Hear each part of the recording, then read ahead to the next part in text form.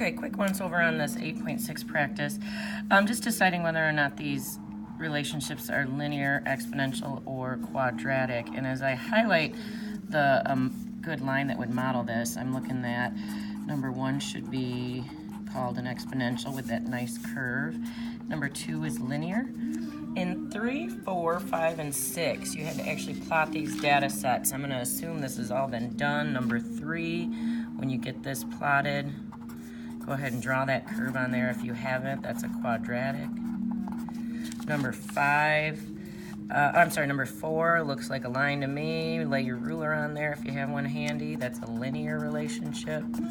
Number 5, when I graphed it, it is kind of like looking at the path of a ball going up and coming down, and I think what we can assume is that it would come down the same way. So let's call number 5 quadratic as well. Just a few challenges on this document. One of them was just plotting these small fractional parts, -2 and 1/9. I plotted that really close to the x-axis, really close to 0, -1 and 1/3.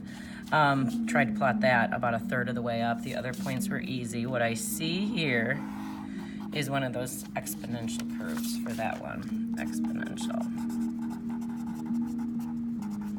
Now, the only problem that seemed to be somewhat of a challenge, and I gave a few pointers in class, was number 7, asking first of all in letter A, we've got months versus demand. What I find out later is they actually are January, February, March, April, May, June.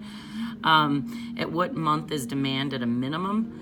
It's going to be the 3rd month, because the demand Y, this was a certain commodity, demand in thousands, and X is our month, 3rd month, which would be March. You could add that on there.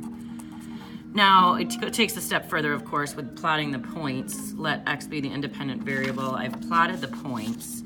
So down here I have months, and up here I have the demand. And what did that say? It was in thousands. I'm going to go put that on there. Add that to your graph. You might as well make some meaning out of it. This problem has meaning. Let X be the independent variable. Determine the type of function that best represents this situation. We don't see a completely symmetric parabola, but it sure does look as if this is a quadratic relationship. So determine the type of function would be quadratic. Now, some people struggled with the challenge of, it said write the function in standard form. I crossed that out and I said, go ahead and use vertex form. And the reason vertex form was accessible for us is because the vertex showed up in the table as 3 and 1. And then, so the vertex form is y equals a times x minus h squared plus k. My h and k are going to be 3 and 1. And then to find the a value, I actually rewrote the table down here just because I had done some things in class on my paper. I didn't want to use a different one. The a value, if we go and find the rate of change throughout the table and get at the second differences, because this is a quadratic, the second differences are constant, and what we found out was that the second differences divided by 2 is going to give us that a value, so we could write any quadratic with it. When I went and did the first differences, all of a sudden my music just got loud.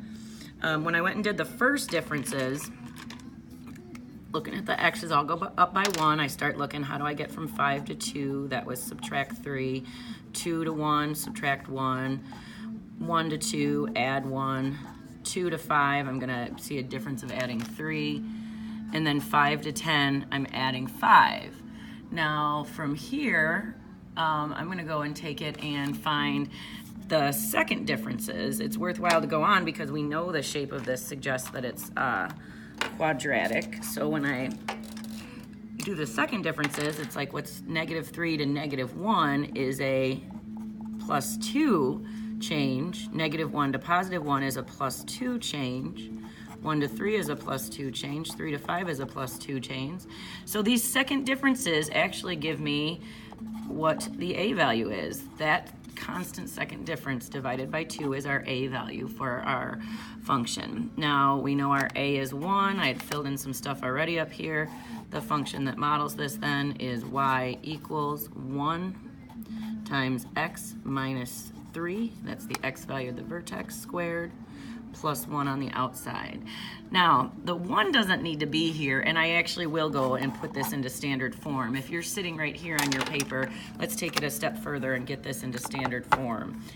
I'm talking about the 1 here. I wouldn't be worried about distributing it. Actually, the thing that I have to concern myself with is that this is taking x minus 3, that whole quantity, to the second power.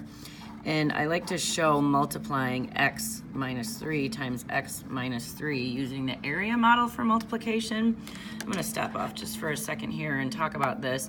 X minus 3 squared means take the whole thing, x minus 3, x minus 3. If you think about what you've learned in biology class regarding Punnett squares, and I do believe we've seen this in class, I like to use this area model because it gives us the ability to say, all right, let's multiply this x by x inside here. It's x squared. So we're multiplying the dimensions of each of these portions of the box. Negative 3 times x is going to put negative 3x in here. X times negative 3 is going to put another negative 3x in here. And then negative 3 times negative 3 would be the dimensions of this bottom box, and that would be 9. Now, why am I going and doing that? Well, now I can go and pull this out, and the 1 is a placeholder. I don't need it. In place of x minus 3 squared now, I can put x squared minus 3x minus another 3x minus 6x plus 9 in place of the x minus 3 squared, and then in the end I'm going to add 1 to it. So you really can finish up with a standard form equation pretty easily. X squared minus 6x plus 10. Sweet. There's some practice with that. Good luck.